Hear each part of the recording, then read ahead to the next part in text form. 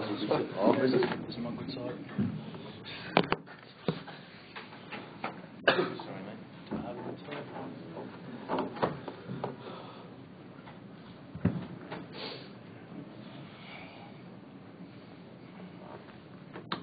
Okay, here we go. Feel a great way to turn things around, obviously. Yeah, went down to the wire, didn't it? And I think these games tend to. We got up by 2 points last year. They had to hang on, and we had to fight back this year. So it's a great game of footy. Birthday boy did it for you now?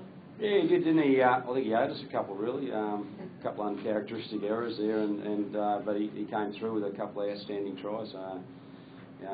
Backs himself. That's how he plays, and he certainly got that X factor for the team, and we needed it. It's crunch time, and a couple of minutes to go, and he pulled out the play. Do you think because of those errors that he may have took it upon himself to try and get that winning play? Oh, look, I think Matty just had his eyes up, and we normally play him at the back of the scrum, and I think the only back row, Corey Parker, turned out, and he just took the opportunity. But that's how he plays. He's won plenty of games for this club over the years by those sorts of backing himself and his ability. So. He came through, but he's part of the package. It was a disappointing game in some respects with our lack of ball control at the start of the second half in particular.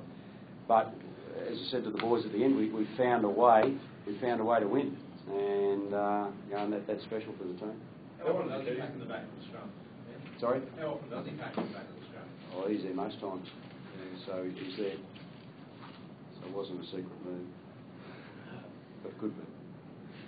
JT, talk us through the emotion when Matty gets over the line and you win the game.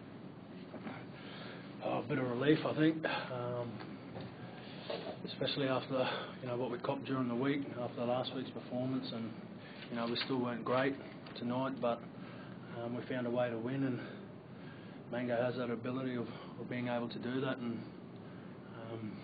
so it's a relief, and it's great to get the 2 points here 2 years in a row now, so we're pretty happy there. You said, talked about what you copped during the week. I imagine internally it would have been as harsh as anywhere, because I guess there's no hiding from the fact that it was substandard for you guys. Yeah, look, I'll take that. We've talked about last week, ad nauseum, so it's gone. I mean, next week we have to back it up Parramatta at home. We've got 2 home games coming up, so you need to get over your victories as much as your losses pretty quickly in this competition. And we proved tonight that we're still far from settled with our attack. We squandered some opportunities, but our yardage completions were down, and we put pressure on ourselves with a few errors there. So we're realistic about it, and we hung in when we had to. We showed some good intensity with our defence, and we got a result. I mean, that's a real positive for us. There's no worry internally about a result last week. It's one game into the season, and we didn't even watch any video from that game. We just moved on, get into the game, and our next focus will be watching Parramatta on Monday night and getting forward for that game. So we need to savour the victory here. This is a tough place to come to. 40-odd thousand people. It's a derby game. It's a big game for us, and we got the 2 points. We'll enjoy that tonight. We'll have a beer tonight and say, well done, boys, and it's fantastic. Matty Bowen's 30th birthday, gets a couple of tries. We can celebrate that as a team. So. But then we get back to reality. When we get back to Townsville, we start preparing again, and that's the nature of the game. Was that a different side this year to the side, I guess, that they've been the last year while Lockheed's been? I know that you have to come here to beat them.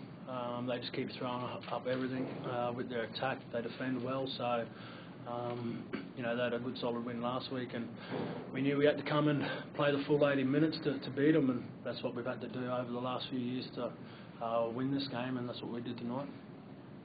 Did you approach the game any differently tonight, Jonathan, than last week? Did you try to get your hands on the ball as a first receiver anymore or anything like that? No, not really. No, I think, I'm happy with the way our structure is, the way that we play, but, like Neil said, it's, we still weren't good, but, we need to celebrate this victory because it's a very hard place to come and get 2 points. Your start must have been particularly encouraging. Obviously, you would have been desperate to get out here. I mean, getting Dallas over first, but then also, I suppose, back in the 16-6 lead. Yeah, we built that lead, and then it was a bit of deja vu. We had the lead last year, and we had to really hang on for a 2-point win, and they kicked in front. And when we came up with that error with 4 minutes to go, I I thought if we could just get some possession down there, we thought we could get over the line. But I didn't think it'd be Matty Bone running from the back of the scrum under the post. I mean that's a bonus there. But I thought we could mount something. We've got the players that can do that. The worry was that we just wouldn't get to that field position again. Luckily enough, we got a turnover. And that's how tight these games are. We've got possession there over halfway, and we've got a crack. We forced a repeat set, but then we squandered our opportunity. And then I thought we still had 4 minutes to go. We're a chance. And the boys believe that too. And I mean, most teams do. They think if they're close enough, they can get over the line. And that's how the game is. So, we'll take that as a real positive for the team. And there's no doubt we've still got some areas to work on with our ball control in particular. But I've been pretty happy with our defensive effort and hanging in. And some guys had tremendous games out there tonight. John, can you talk us through the try at the end and your recollection of the last play of the game, or the one that won the game? I was standing out pretty wide, so Mango just picks the ball up, throws a dummy, and away he goes. And I don't think I've ever been so happier to watch him run 40 metres and win us the game. Like Neil said, he's done that on a number of occasions for us, and certainly is that X factor for us. What can you say about the way he's playing at this stage of his career? What are your thoughts? Oh, look, hopefully he's still got another couple of years left in him. Everyone knows about his knees, but we manage that. And look, he's made a couple of errors, uncharacteristic errors there, but he always gets his handle on the ball, and that's what we need from him. And that's when he's most dangerous, is playing with his eyes up and playing forward.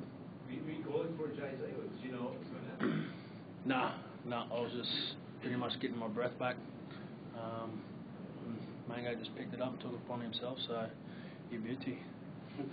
When he made those couple of errors, did yourself or anyone go over and console him or lift his spirits, or does he not need that? No, he doesn't really need that. He knows he's got faith in his own ability, and we all believe in him.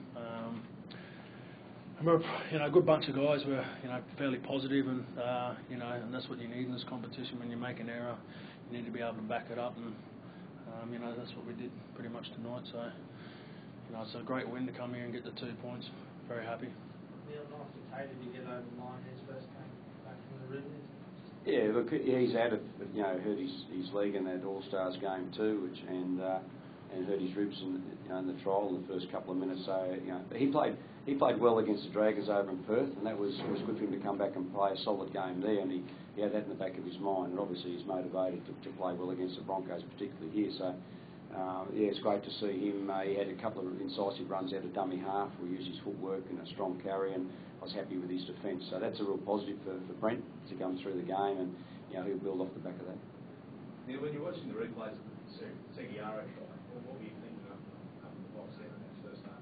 Oh, I thought he'd stripped it actually, and then I went that no, it was a lost ball. So I thought, well, that's a fair try. I thought that the try when Matty Bone lost the ball in the tackle, he didn't have possession, and I suppose the player was still tackling him. But I was more concerned about the kicker was in a deep position, and I thought there were two players in front of the kicker when that kick went up, but it was an awarded a try without going to any video replay. So I'll have a look at that, and we can't do anything about it, but I just thought you might have checked the onside in that situation. So the referee obviously got the onside call from the touch judges because they didn't go and have a look at it. So. JT, did you get Mango a cake today, or give him a nice present, or has he given you one? He's given us one. The Scarlet Coke. Yeah, it's a Scarlet Coke. Cool. Thanks, guys. Thank you. You bet.